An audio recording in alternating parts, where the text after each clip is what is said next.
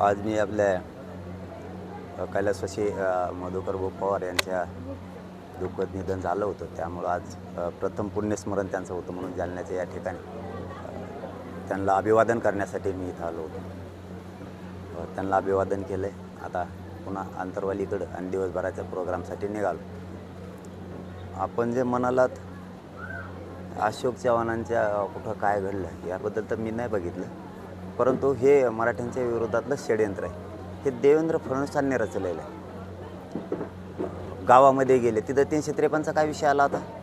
तुम्ही गोरगरिबांच्या पोरांवरती केसेस दाखल करायला लागले. काय तुम्हाला गाडीच्या खाली उतरून त्यांनी काय मारहाण केली का? तुमच्या गाडीला काय घोषणा दिली असते मराठा आरक्षणाच्या, म्हणजे काय पाप आहे का?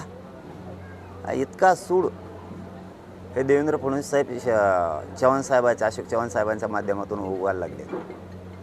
आता ते गाव तिथं जाऊन बसणारे अशी काहीतरी मला माहिती मिळाली.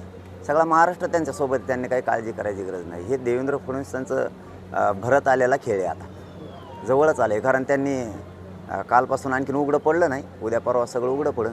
आणखीन काहीतरी त्या चिवट्याच्या माध्यमातून काहीतरी सुरू केलं आहे त्यांनी, गोदापट्ट्यात काहीतरी रोजवायला सुरू केलं आहे. कालपासून ते उघडं पडले. मला जरा क्लिअर माहिती मिळाली, म्हणजे जाहीर फडणवीसांचं शिंदे साहेबांचं मी नाव घ्यायला थोडा प्रेज घेऊन मोकळा होणार आहे. जरा अर्धवट माहिती मिळाली, कारण ती शॉकिंग असणार आहे तुमच्यासाठी सुद्धा, मीडियासाठी सुद्धा आणि आमच्यासाठी सुद्धा.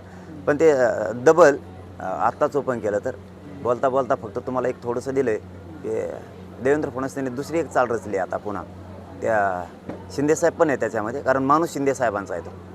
आणि हा जे आता तुम्ही नांदेडचा विषय घेतला आहे, हे होणार आहे आमच्यावरती, कारण यांना गोरगरीब मराठ्यावर अन्याय करायचं, आरक्षण द्यायचं नाही हे जाणून बुजून गृहमंत्री त्यांच्या पदाचा गैरवापर करून करणार आहेत.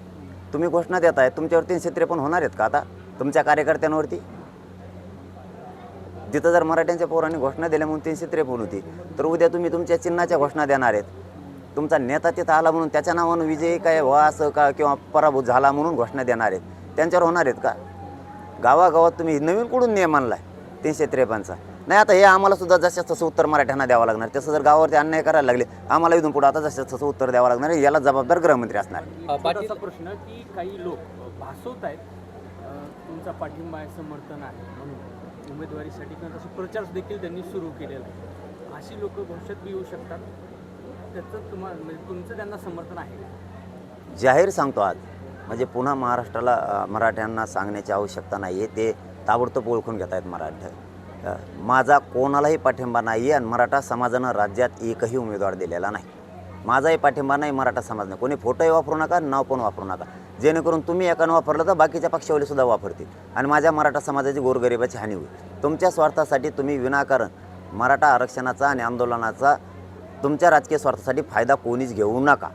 नसता उलट मग तर असं म्हणावं लागेल की जे जाणून बुजून नाव घेतोय किंवा फोटो लावतोय किंवा त्या आरक्षणाचा किंवा त्या आंदोलनाचा फायदा घेतोय, तर उलट तशाला मग मराठा समाजाने तर मदतच करू नये.